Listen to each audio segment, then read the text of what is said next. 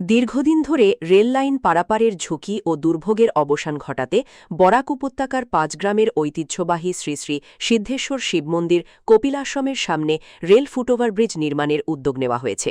আজ কাটিগাড়ার বিধায়ক কমলাক্ষ দে পুরকায়স্থের উদ্যোগে বাস্তবায়িত হওয়ার প্রথম ধাপ হিসেবে ভূমিপূজন সম্পন্ন হয়েছে। এ সময় উপস্থিত ছিলেন বিজেপি চারমণ্ডলের সভাপতি যথাক্রমে মিঠুন শুক্লবৈদ্য, নিত্য গোপাল দাস, বিশালাক্ষ দেব ও নিরাপদ দেব, বারাতপ্রাপ্ত ঠিকাদার অশোক দেব, মন্দির পরিচালন কমিটির সহসভাপতি সুখেন্দু কর, সম্পাদক সুজন ভট্টাচার্য সহ বিশিষ্ট ব্যক্তিবর্গরা এই প্রকল্পকে এলাকাবাসী একটি গুরুত্বপূর্ণ জনকল্যাণমূলক পদক্ষেপ হিসেবে দেখছেন। আমি লিখিতভাবে একটা চিঠি জানিয়েছিলাম, দেখা করি এবং এই অঞ্চলের মানুষের আবেগ, এই অঞ্চলের মানুষের আধ্যাত্মিকতার পীঠস্থান অর্থাৎ সিদ্ধেশ্বর শিব মন্দির নিয়ে সব বিস্তারিত কথাগুলো বলেছিলাম এবং সেই মর্মে মাননীয় মুখ্যমন্ত্রী রিকমেন্ডেশন করেন এবং সেই মর্মে সেটাকে দিল্লি পাঠানো হয় এবং তার কয়েক মাস পরেই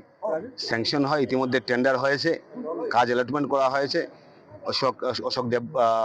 অশোক বাবুর নামে সেই কাজটা অ্যালটমেন্ট করা হয়েছে। আজকে আমরা ভূমি পূজা এখানে করলাম। অর্থাৎ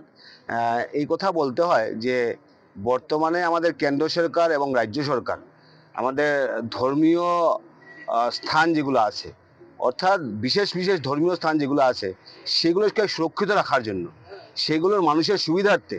ওনারা সবসময় আমাদের সরকার কাজ করতে বদ্ধপরিকর এবং সেই কথাগুলো বোঝানোর সঙ্গে সঙ্গে যেভাবে আমাদের কেন্দ্র সরকার মাননীয় প্রধানমন্ত্রী নরেন্দ্র মোদীজি এবং আমাদের মুখ্যমন্ত্রী তথা রেল দপ্তর যেভাবে পজিটিভলি নিল এবং আমাদের এই শুধু একটা মন্দিরের জন্য সেই এফওবিটা এখানে আজকে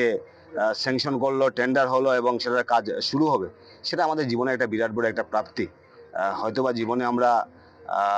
50 কোটি টাকারও রাস্তা করতে পারি বা 500 কোটি টাকার হয়তো বা কোনো একটা প্রকল্প করতে পারি, 1000 কোটি টাকার কোনো প্রকল্প করতে পারি।